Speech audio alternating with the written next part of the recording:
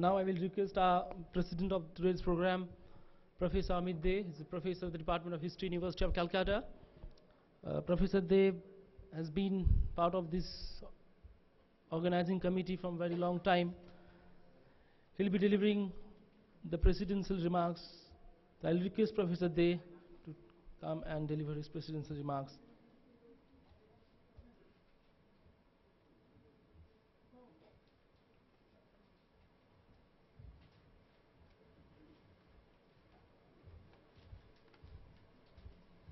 Thank you, Abdul Motin, once again.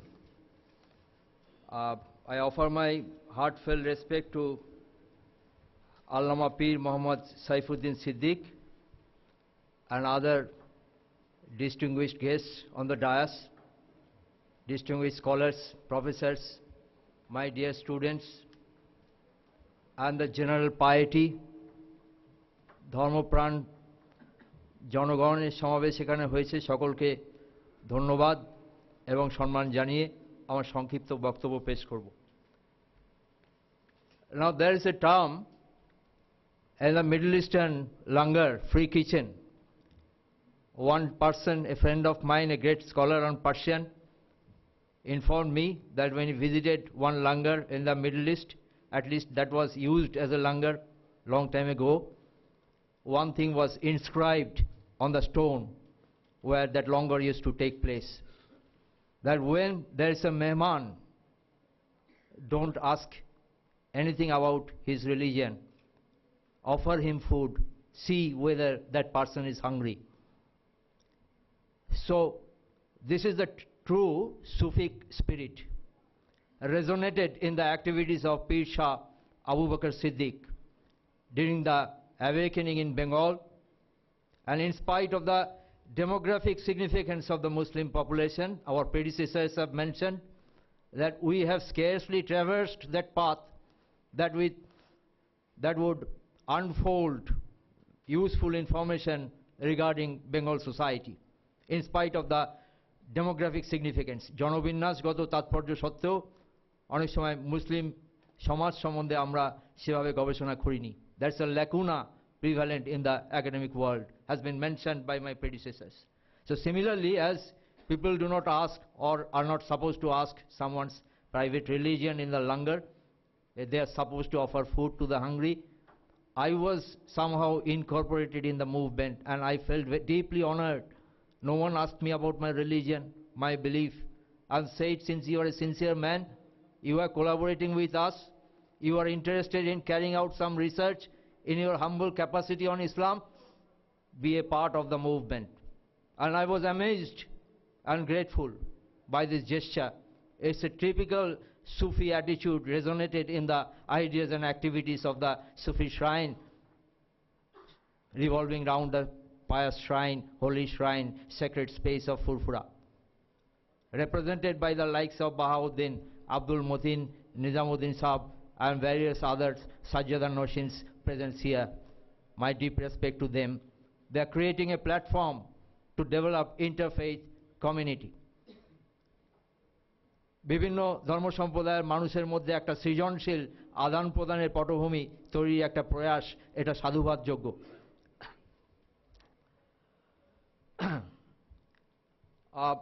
Interestingly, when I was carrying out my research in England in the mid-1990s, while I was going through the sources available on 19th century Bengal, I perennially found an energetic Pir in his capacity had been encouraging the Bengali Muslim intelligentsia.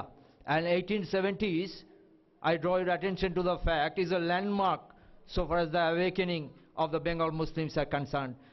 1870-এর দশকটা একটা mile ফলক হিসেবে চিহ্নিত হতে পারে বাংলার ইতিহাসে, কারণ এটা একটা সময় যখন মুদ্রণ যন্ত্রটা আদৃত হলো মুসলিম সমাজে.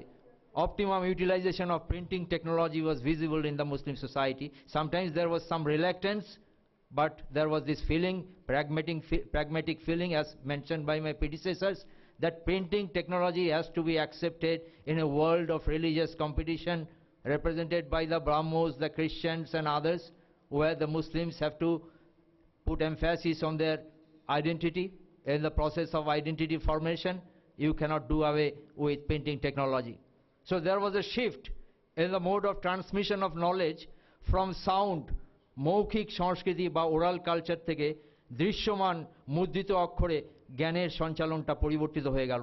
There was a transmission of in the mode of transmission of knowledge from sound, that is oral knowledge, to sight, that is printed letters are visible.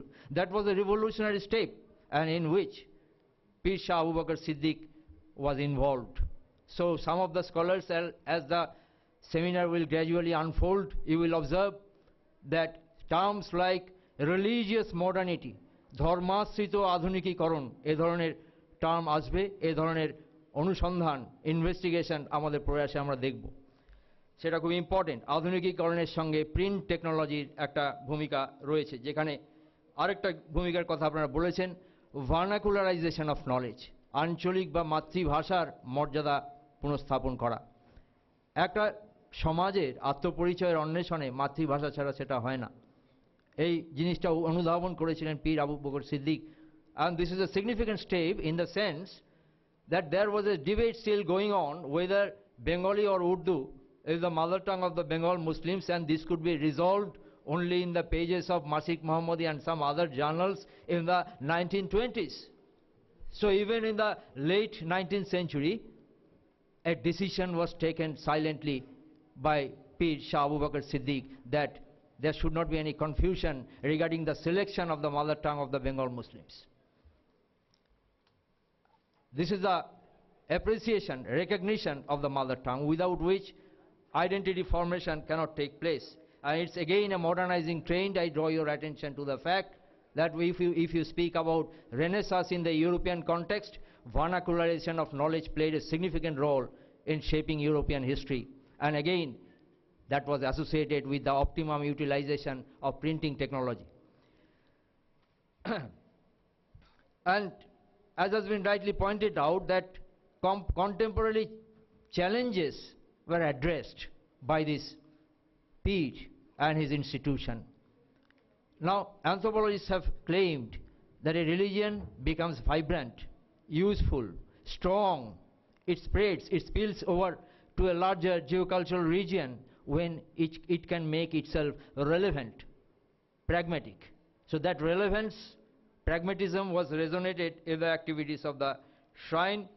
It picked up contemporary challenges, and the books played the role of Ghazis. The books played the role of Ghazis. It's a significant thing. The Prophet Muhammad, the believers will add, Sallallahu Alaihi Wasallam, has pointed out that if it is necessary to acquire knowledge, you have to travel as far as China. And the ink of the pen of a scholar is superior to the blood of a martyr. So let the books become the Ghazis. That spirit was resonated in the activities of the Furfura Sharif.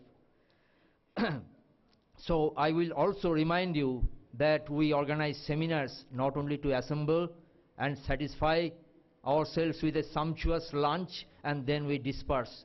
But remember, please leave behind your valuable articles, your viewpoints, which will culminate in a publication dedicated to the great Pir.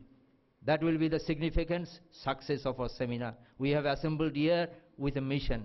So please remember that.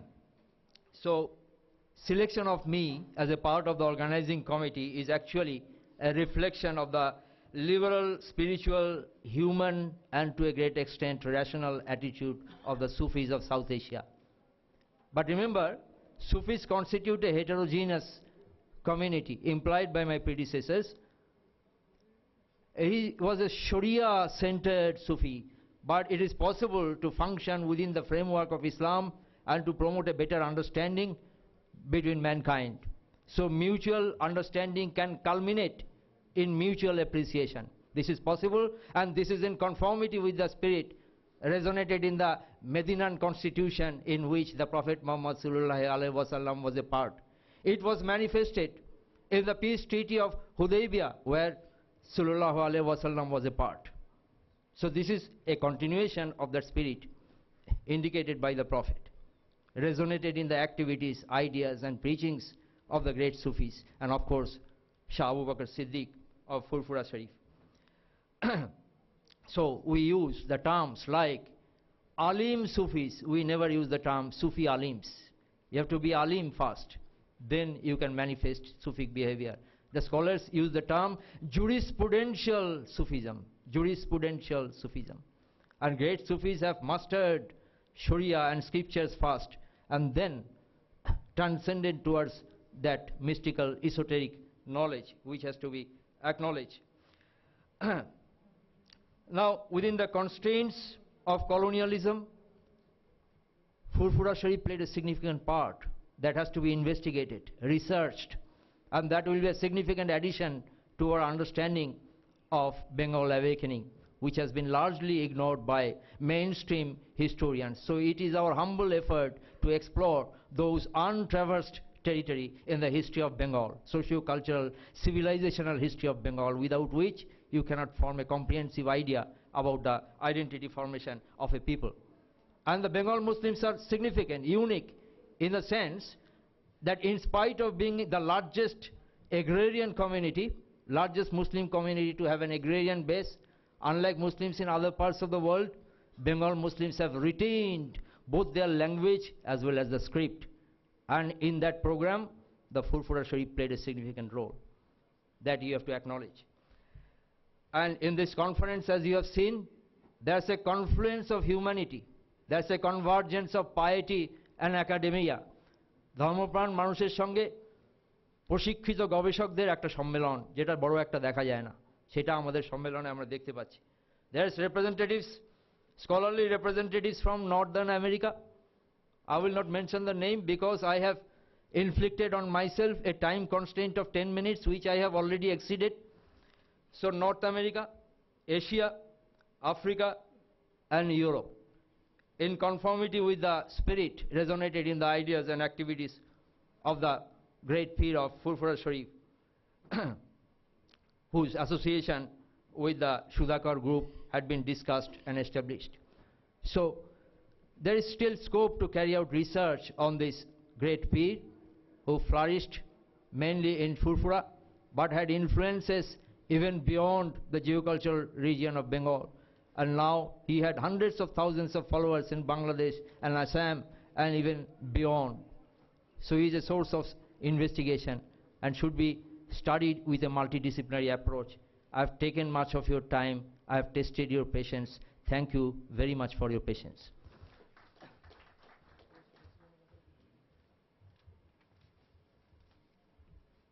Unfortunately, I have to declare that we have thought about Professor Anisuzzaman from Bangladesh. Unfortunately, he is ill and in the ICU and could not come to India, could not come here to be a part and to deliver his lecture that was scheduled.